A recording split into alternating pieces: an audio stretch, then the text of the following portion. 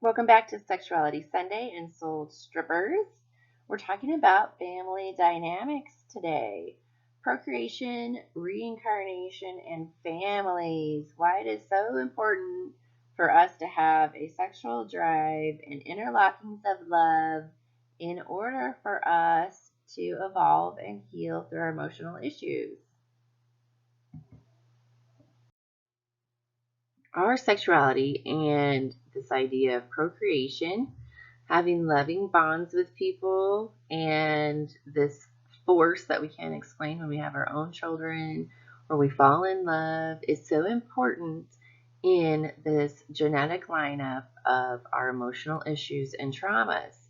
So, the truth about our DNA is that, yes, we have a physical structure, but we also have an energetic structure where unresolved issues can continue to transfer through genetic lines. Any karma can continue to be outplayed through the physical body.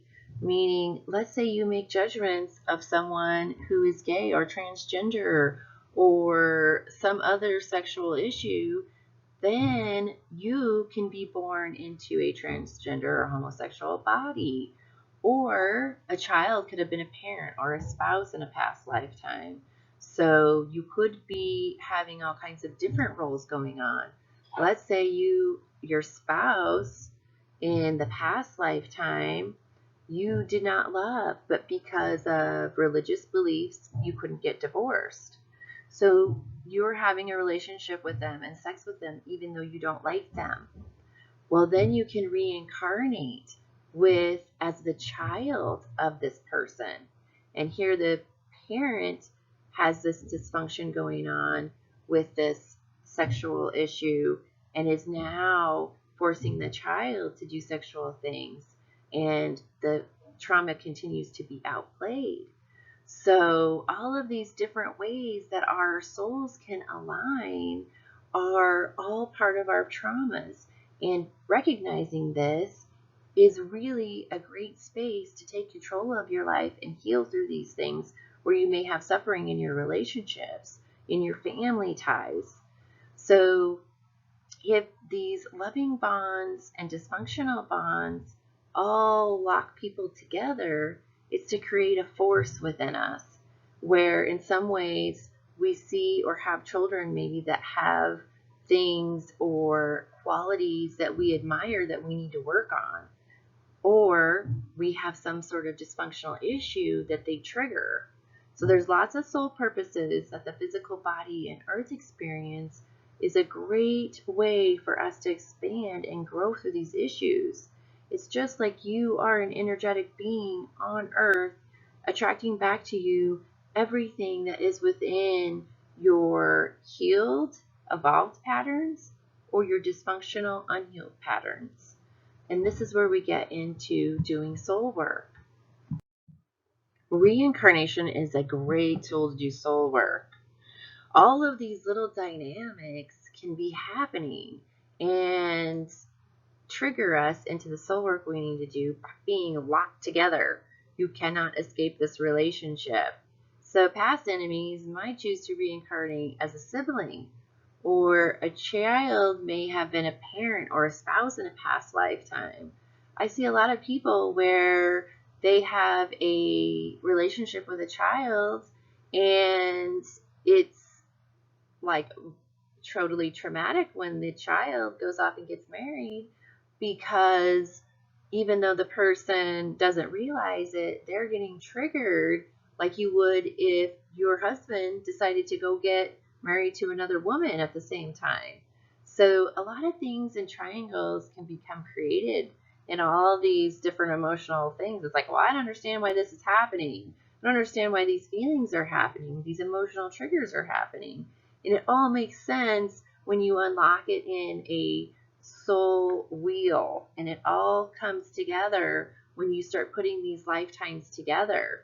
And that's why doing hypnosis and past life regressions can be a really cool tool to look inside of yourself and see this lifetime span set coming together so you can do your soul work and understand different aspects of things. Maybe you don't understand why you have these feelings. And if you unlock the bonds of things, And this big, huge picture of all your lifetime span sets, you have several aha moments. Like, that makes sense to me. And all of a sudden it comes together. It's like we're trying to look at people's lives in this right at the very tree type perspective when there's a whole forest going on, when we pull ourselves out and away from it. And these things keep happening over and over as this genetic lineup happens. But we can stop these wheels of different emotional issues going on and over and over and over again by healing and evolving our own souls. So if you haven't ever self-partnered or self-healed, then you will attract people who abandon and betray you so that you will finally turn into yourselves. And that's what we're going to be talking about in future Sexuality Sundays is, why do we attract people that cheat on us? Because we haven't self-partnered. We also get loving and supporting roles. Don't get me wrong, they're not all bad. Sometimes you will have a child or a parent that has a quality that you admire, that you want to work on, that you need more of what they have.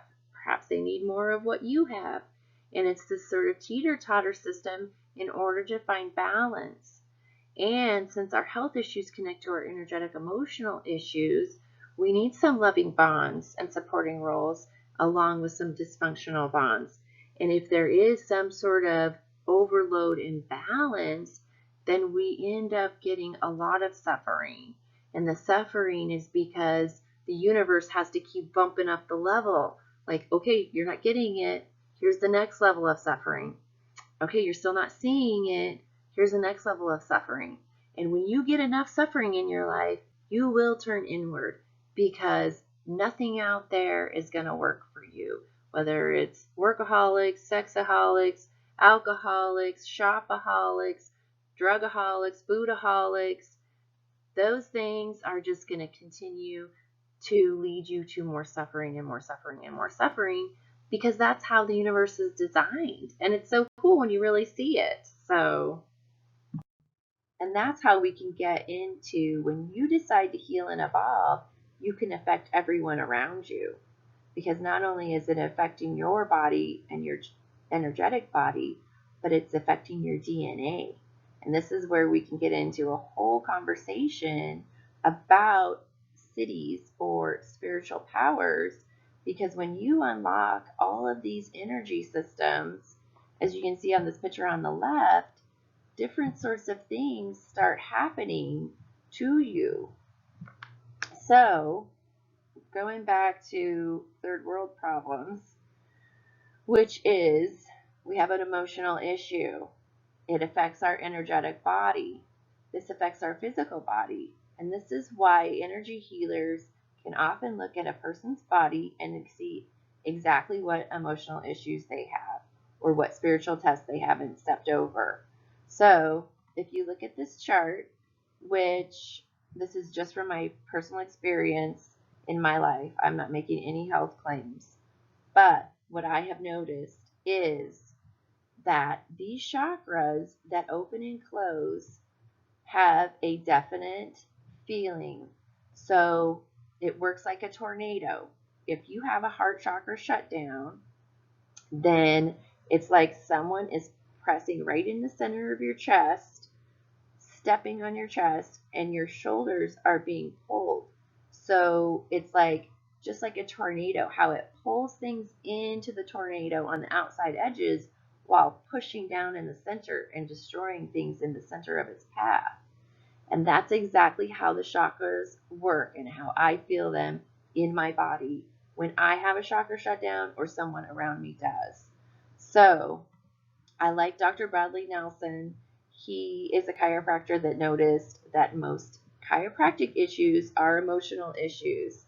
And he's got a whole healing program on this.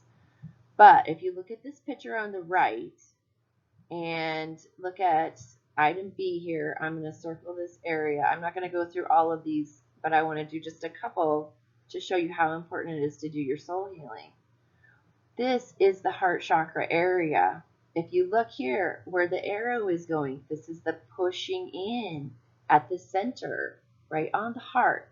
Tell me, how can your heart pump appropriately if it is like you are compressing it, if you're putting it in a vice grip? This on the outside edges is where the energy is pulling in like a tornado. So it's rounding these shoulders out while this concaving of the chest is coming in. This is what happens, and a lot of times where you feel abandoned by and betrayed by someone, or if you don't stand up for yourself and someone is running over you. This heart chakra shuts down because you are not standing for yourself. And if we look at over here at D, which this has a lot of throat chakra area stuff. So what happens, look at these arrows, what happens when you don't say what you feel?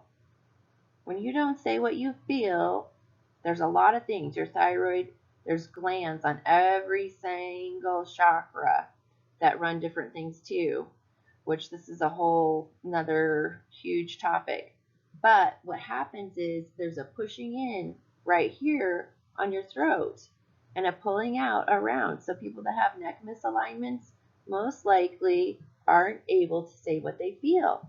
And so they attract a parent that says, be seen and not heard, or won't validate your feelings, or you walk on eggshells for them, and then you come into your marriage where you create the same feeling. These games just get played over and over and over. Or parent-child dynamics where one partner is looking for the other partner to, they say, daddy issues, to be their daddy, to financially take care of them, or the other way around where they're looking for a mommy, someone to take care of them, someone to cook for them and clean for them. They're not, either of them, in a healthy, independent, balanced state of being, so they're reflecting back their inner traumas.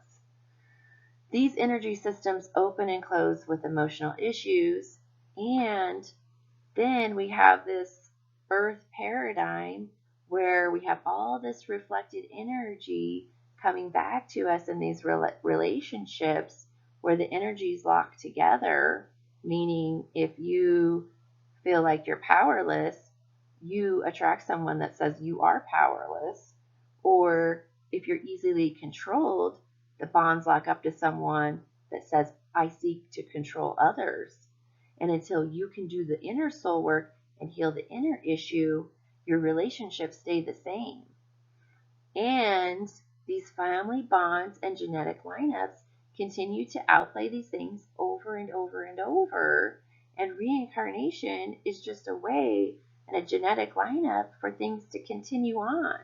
So when we can start really getting to the heart and soul of this, we can get to new dimensions and do new dynamics with our relationships, starting with the one we have with ourselves and taking ownership that everyone around us and everything we brought into our lives is a reflection. If there's suffering, we have created it due to these different dysfunctional things going on within our bodies. So we've got to step up and be accountable and say, what is this showing me about myself that I need to fix, heal, or evolve in order to step over it? Thank you for watching. I hope you have a great Sunday. You can check me out, www.soulstrippers.com. I've got a healing program coming out here soon with lots of ways to heal and evolve and use the universe and genetics and sexuality in order to do your own soul work. So thanks for watching. Have a great day.